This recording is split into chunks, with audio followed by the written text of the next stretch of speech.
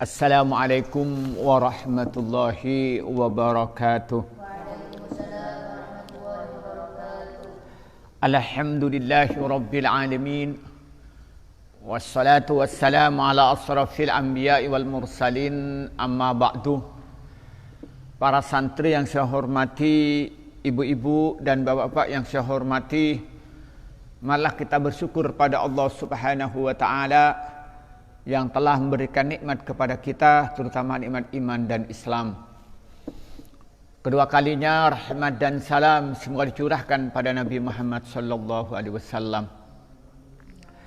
Para santri yang saya hormati dan pemirsa dimanapun Anda berada, pada pertemuan kali ini kita meneruskan kajian kitab Al-Kabair yang dikarang oleh Imam Az-Zahabi.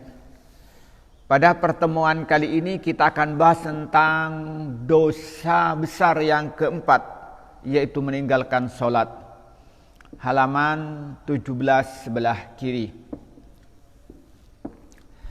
Bismillahirrahmanirrahim. Al-kabiratu, adapun dosa besar. Ar-rabi'atu, yang keempat, yaitu fi tarkis sholati, di dalam meninggalkan solat. Jadi kata Imam Az-Zahabi, urutan yang keempat dosa besar itu adalah meninggalkan solat. Qala berfirman Allah, siapa Allah Ta'ala mahalu Allah, fa khalafah, maka datang min ba'dihim, setelah mereka orang-orang yang baik, yaitu para nabi dan orang-orang yang taat kepada Allah, khalfun, apa pengganti, generasi anak keturunan, adau, yang sama-sama menyia-nyiakan. Siapa khalfun? Orang yang datang kemudian menyiakan as-salata, pada salat, wattaba'u, dan memperturuti siapa mereka, as-sahawati, pada beberapa syahwat, fasaufa yalqauna, maka akan menemui mereka ghayyan, pada kecelakaan. Illa man, kecuali orang, taba, yang taubat siapa orang, wa amana, beriman orang, wa amil, dan mengerjakan orang, solihan, pada amal yang soleh. Surat Maryam ayat 59 sampai 60. Di sini kata Allah, fa khalafa min ba'dihim khalfun adha'us salata wattaba'us sahawati fasawfa yalqawna ghayya illa man taba wa amana wa amila shalihan. Di ayat sebelumnya, ayat 58-nya, Allah itu menceritakan tentang orang-orang yang soleh, orang-orang yang bertakwa kepada Allah, yaitu para nabi dan orang-orang yang melaksanakan perintah Allah. Lah kemudian Allah menjelaskan pada ayat berikutnya, ayat yang kita baca sekarang ini, datang generasi, di mana generasi ini generasi yang tidak baik. Generasi yang tidak baik. Apa ciri yang pertama itu? Apa katanya? Adha'us salata. Allah menyebutkan yang pertama apa? Yang menyia-nyiakan salat. Kenapa diawali dengan salat ini? Karena salat ini merupakan tiang agama. As-salatu imaduddin. Salat itu adalah tiang agama. Nah, ketika orang itu sudah dengan ringannya, dengan mudahnya meninggalkan sholat, maka dengan mudah dia meninggalkan kewajiban-kewajiban yang lain. Kalau sudah orang itu berani meninggalkan sholat, maka dia berani berbuat maksiat yang lain. Dia akan berani berdusta ketika dia berani meninggalkan sholat.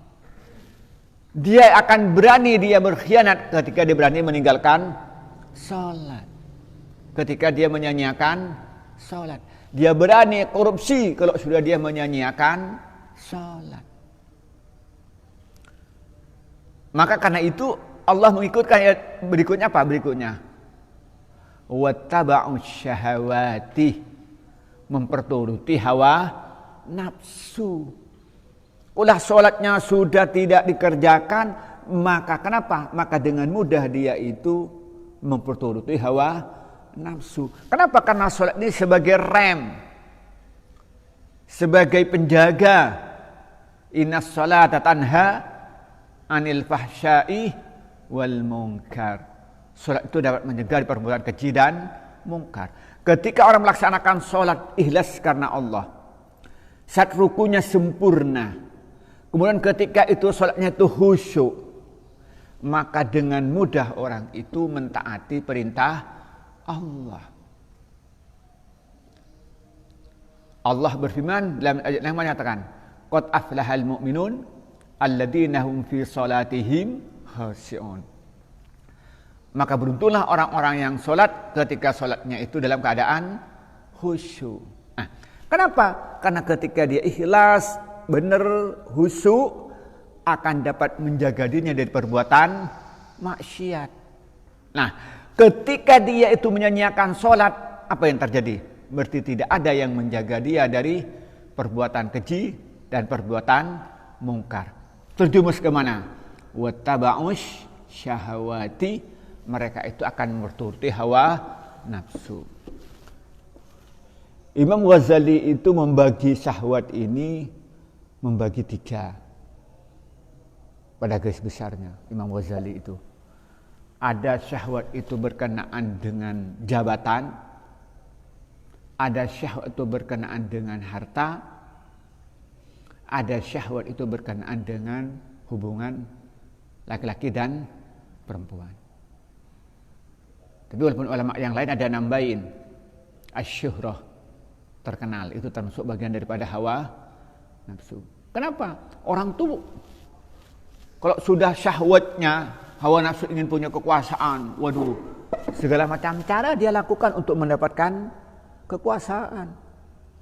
Waktu pilihan dia nyogok, walaupun tahu hadisnya ar-rasul murtasyi finnar, dia tidak peduli.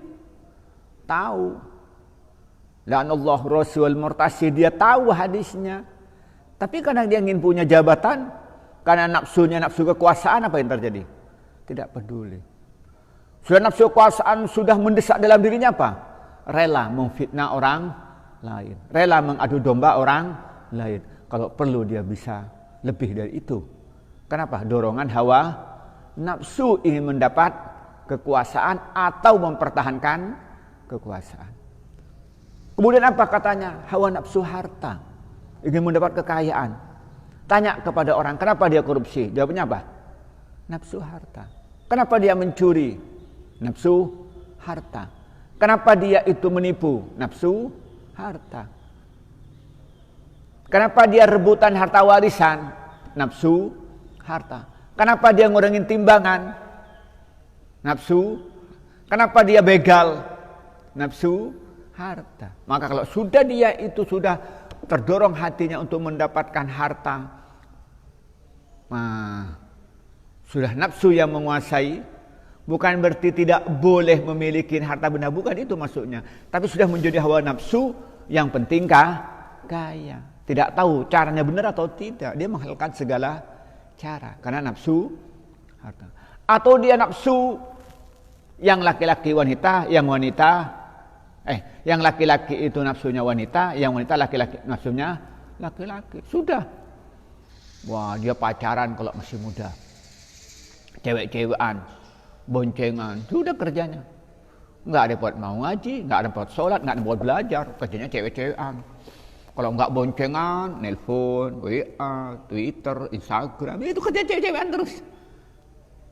Nah, lebih dari itu apa? Berzina. Sudah punya istri, yang laki-laki masih selingkuh. Yang perempuan sudah punya suami, selingkuh. Dorongan apa itu? Nafsu, seks kalau bahasa kita. Nah, tapi sekarang ada nafsu yang mungkin Imam Ghazali belum menjelaskan apa. Nafsu syuhrah, populer, terkenal. Karena ingin nafsu dirinya itu populer apa? Mencaci orang, mencaci tokoh. Kan terkenal. Coba dicaci toko ini, toko yang terkenal, toko nasional, toko internasional dicaci. Waduh, ya mesti terkenal. Tapi terkenalnya apa? Jelek. Atau kadang menafsirin Al-Quran seenaknya. Terkenal, karena nyeleneh. Terkenal. Ini namanya nafsu. Kita tidak, Islam tidak melarang dirinya terkenal, tidak. Nabi terkenal. Abu Bakar terkenal. Terkenal nggak ada masalah. Ki Hasyim terkenal, Ki Ahmad Dahlan terkenal, Hamka terkenal, Ki Wahabullah terkenal. Tapi ketika terkenal itu menjadi nafsu lain lagi. Nah, maka kata Allah wattaba'un syahwat. Apa? Fasaufa yalqauna ghayya. Maka nanti akhirat dia akan menemui kesulitan. Ghayya itu nanti banyak ulama menafsirkan beda-beda. Ada ghayya diartikan kecelakaan, ada ghayya diartikan itu sebuah jurang yang ada dalam neraka jahanam yang dasarnya sangat dalam, macam-macam lah penafsirannya. Maka orang yang menyanyiakan sholat, memperturutkan hawa nafsunya, maka nanti di akhir akan mendapatkan kecelakaan dia. Kecuali siapa? Kecuali illa man taba wa amana wa amilah sholihah. Kecuali dia itu bertobat. Dia tidak menyanyiakan sholat, artinya sholatnya tepat waktu. Walaupun kata adha'un sholat nanti ada penjelasannya berikutnya, nggak saya dahulukan karena ada penjelasan dari Imam Az-Zahabi. Dan juga dia berhenti tidak mengikuti hawa nafsu, maka dia akan masuk surga. Akan masuk surga. Dan semua amalnya diterima oleh Allah dan tidak akan disia-siakan. Itu kalau sudah dia itu terus itu akan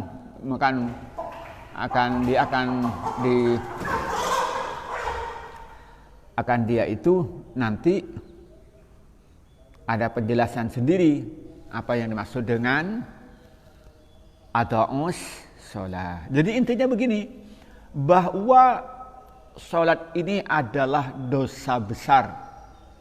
Urutan yang ke-4, karena dengan menyanyiakan sholat akan menimbulkan dosa-dosa besar yang lain dengan cara mengikuti dan memperturuti hawa nafsu. Ini di surat Maryam ayat 59 sampai 60. Nah, ini penjelasannya.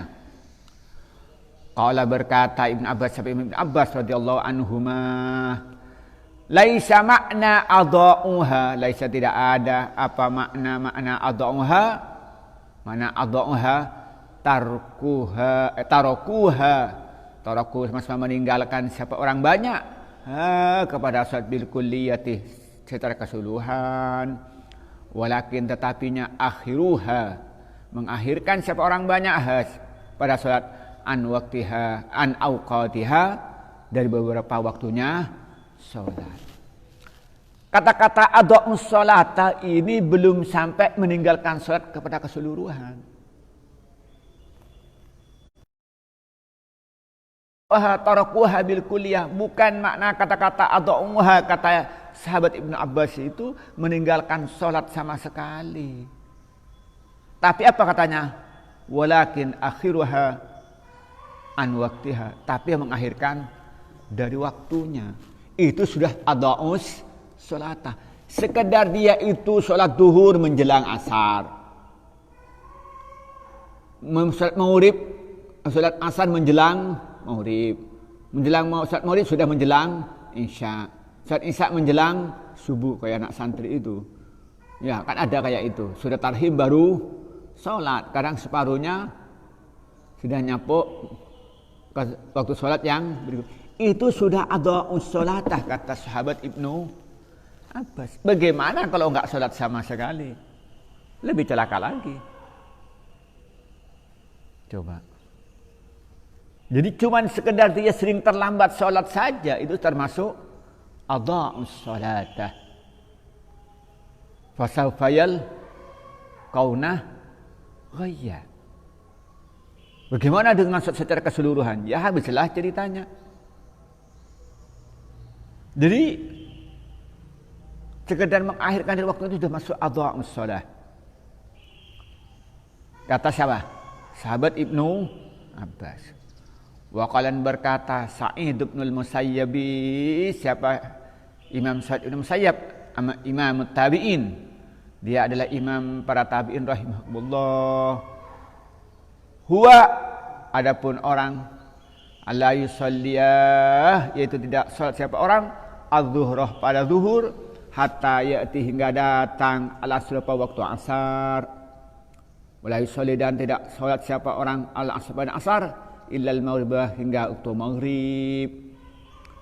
Wala yusalli dan tidak salat siapa orang al-maghribah pada saat maghrib illa al-isya'i hingga waktu isya. Wala yusalli dan tidak salat siapa orang al-isya pada isya illa al-fajr hingga waktu fajar. Wala yusalli dan tidak salat siapa orang al-fajr pada fajar ila tulu'is syamsi hingga terbitnya matahari. Faman maka adapun orang mata yang mati siapa orang wa huwa adapun orang musirun itu terus menerus ala hadhil halati dalam keadaan seperti ini walam yatub lam tidak tobat siapa orang wa adahu ngancamhu pada orang Allah subhanahu bi ghayyin dengan wayin. Wa huwa adapun ghayyin wadin adalah jurang fi jahannamah dalam jahannam ba'idin yang jauh apa qa'ruhu lubangnya khabisun yang bau jelek ta'muhu makanannya. Jadi kata sahabat bukan sahabat tabi'in ini, kata Imam Sa'id bin al-Musayyib, dia merupakan imam tabi'in. Yang dimaksud dengan adha'us shalatah itu orang itu tidak sholat duhur kecuali sudah masuk waktu asar. Ada nggak kayak itu? Nah, Umam, Rizki, Fikri. Nah, itu yang namanya adha'us shalah. Dan dia tidak sholat maghrib kecuali sudah masuk waktu isya. Dan dia tidak sholat isya kecuali setelah masuk waktu subuh, waktu fajar. Begitupun dia tidak sholat subuh kecuali menjelang matahari. Itu termasuk adha'us sholata. Nah, kalau ternyata orang itu menerus berbuat semacam ini, suka mengakhirkan sholatnya, maka Allah mengancamnya dengan siksaan, dimasukkan ke dalam neraka jahanam di tempat khusus namanya jurang wayun. Jurang wayun. Apa jurang wayun itu? Adalah jurang yang ada dalam neraka jahanam yang lubangnya sangat dalam. Sangat dalam, mengerikan.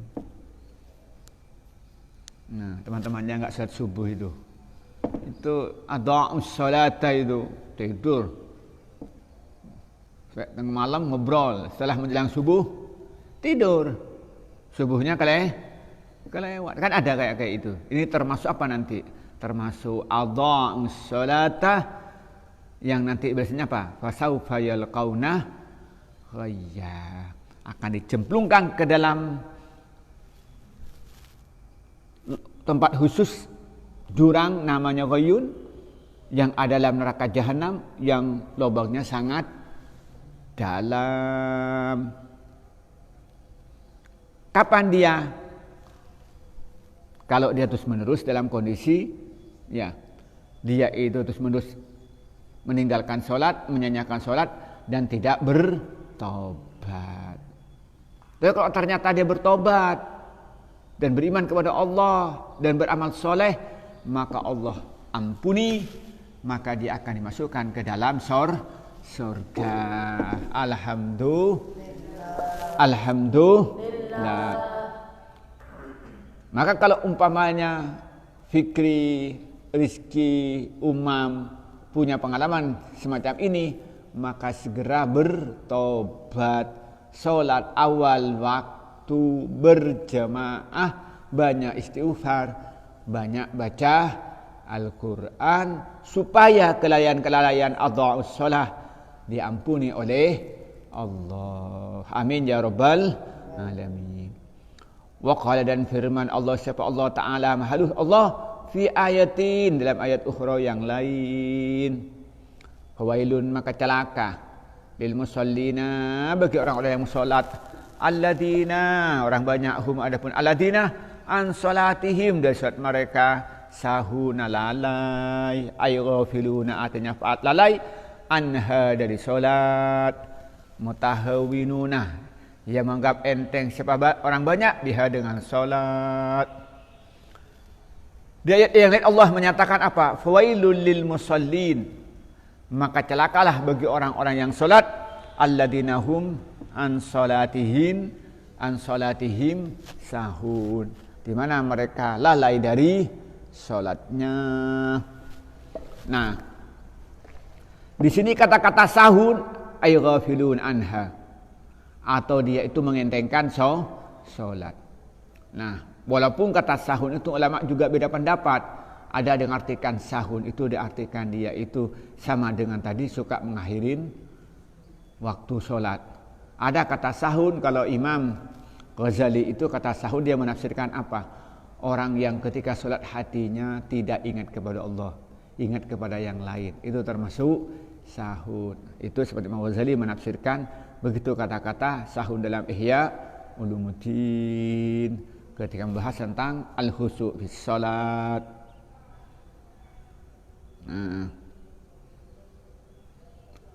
Wa qala, dan berkata Sa'd bin Abi Waqqas, siapa sahabat Sa'd bin Abi Waqqas radhiyallahu anhu, sa'altu, bertanya saya Rasulullah pada Rasulullah, anil ladina, tentang orang banyak, hum, ada orang banyak, an salatihim, dari saat mereka sahuna, sama-sama lalai. Qala, menjawab siapa Nabi, wah, adapun apa sahun, jadi takhirun shalah, takhirul waktu, yaitu mengakhiri pelaksanaan salat dari waktunya. Ai takhirus sholati, artinya mengakhirkan salat, an waktiha, dari waktunya salat. Samahu, memberikan nama Allahumma kepada sahun, musallina, orang salat, lakinnahum, akan tetapi mereka lama tahawanu, maka ketika menganggap enteng sama mereka, wa akhiruha, dan mengakhirkan siapa mereka kepada salat, an waktiha, dari waktu salat, wa'adah, mengancam siapa Allahum pada mereka, biwailin, dengan neraka wil. Wahuwa, adapun wil, syiddatul azabih, itu pedihnya, sangatnya siksaan. Wakilan, dan dikatakan apa mengucap, wah, adapun wail, wadin, adalah jurang, fi jahannam, dalam jahannam, lau suyirat, apabila diletakkan fi, dalam lubang itu, di dalam jurang itu, jibalud dunya, gunung dunia, lazabat, niscaya meleleh siapa apa jamalud dunya, min siddati harrihi, saking sangatnya, saking kerasnya, panasnya neraka, maksudnya panasnya apa wail itu. Wakilah, dan dikatakan huwa, adapun wail, wadin, adalah jurang, fi jahannam, dalam jahannam.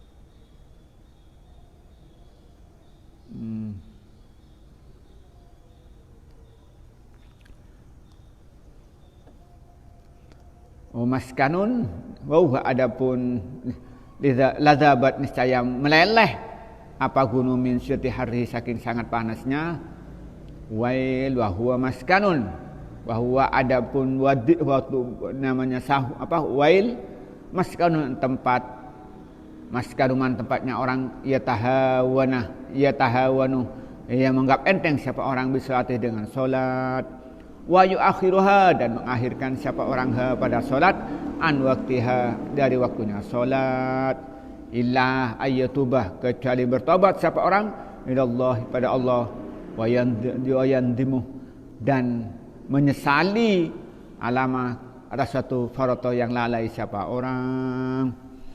Jadi katanya ada yang menyatakan, jadi ada ayat lain Allah berfirman, apa katanya? Fawailul lil musallin alladzina hum an salatihim sahun.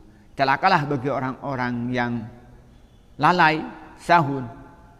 Siapa itu? Maka celakalah bagi orang salat yang lalai dari salatnya. Nah, kata-kata an salatihim sahun, kata-kata sahun itu diartikan ayyghafilun anha, sama sekali melalaikan salat. Dia tidak ingat dengan kewajiban salat. Tapi kata ghafilun, ada yang menyatakan apa katanya? Dia itu mutahawwinuna biha, itu menganggap enteng dengan salat. Loncat saya bacanya tadi ya. Salat. Nah, kemudian dari Sa'ad Abi Waqqas katanya, aku bertanya pada Rasulullah tentang anil ladina hum an salatihim sahun. Maka apa katanya diartikan itu? Diartikan itu adalah orang yang mengakhirkan sholat dari waktunya. Artinya apa? Ta'khir sholati an waqtiha, artinya mengakhirkan sholat dari waktunya. Kemudian apa katanya? Sahum samahum musallina likakinnahum lama yatahawanu akhiru an waqtiha wa andahum biwailin. Nah, mereka itu yang melaksanakan sholat disebut namanya musallin. Tapi karena mereka melalaikan sholat dan mengakhirkan sholat dari waktunya, maka oleh Allah diancam dengan neraka wail. Neraka wail. Apa wail itu? Katanya, apa wail itu? Wahwa syiddatul azabi, yaitu siksaan yang sangat pedih. Wakila huwa wadin fi jahannamah lau suyirat fihi jibalud dunya ladzabat min syatih harrihi. Ada yang mengartikan apa wel itu adalah jurang yang ada di neraka jahanam. Andaikan gunung dunia letakkan ke dalam lubang itu, maka meleleh gunung dunia ini. Kenapa? Karena sakit sangat panasnya. Coba bayangkan, gunung bisa meleleh, batu bisa meleleh, apalagi kamu. Itu yang disampaikan. Panasnya coba. Batu bisa meleleh. Coba. Ini api dipakai bakar manusia. Terbakar enggak? Dipakai bakar api terbakar enggak? Enggak terbakar. Ini api saja, apa batu saja sudah meleleh. Nah, gimana kalau orang? Saking panasnya, coba bayangkan.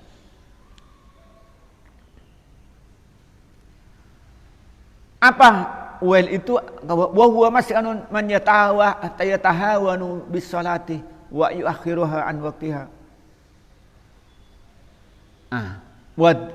Kata-kata wel itu adalah tempat yang khusus bagi orang yang mengentengkan salat dan mengakhirkan salat dari waktunya sehingga terlambat. Duhur salat waktu asar, asar waktu salat maghrib. Illa ayyatuba ilallahi ta'ala wa yandama ala ma faratah, kecuali dia itu bertobat kepada Allah dan menyesali terhadap apa yang dia lalaikan. Nah, kalau dia itu ternyata menyesal, maka insyaallah akan selamat. Jadi kesimpulannya begini, Imam Az-Zahabi ingin menjelaskan kepada kita bahwa sholat itu termasuk dosa besar yang keempat. Apa dasarnya itu? Yang pertama adalah berdasarkan Al-Quran, surat Maryam ayat 59 sampai 60, di mana orang-orang yang menyia-nyiakan sholat dan memperturuti hawa nafsu itu akan mendapatkan siksaan, akan mendapatkan kerugian di akhirat kelak. kecuali dia bertobat kepada Allah dengan taubatan nasuha. Dia itu menyesali dengan semua perbuatan yang dia kerjakan, dan dia berjanji tidak akan pernah mengulangi lagi, dan betul-betul tidak berjanji dan betul-betul tidak mengulangi lagi. Kemudian banyak istighfar dan banyak beramal soleh.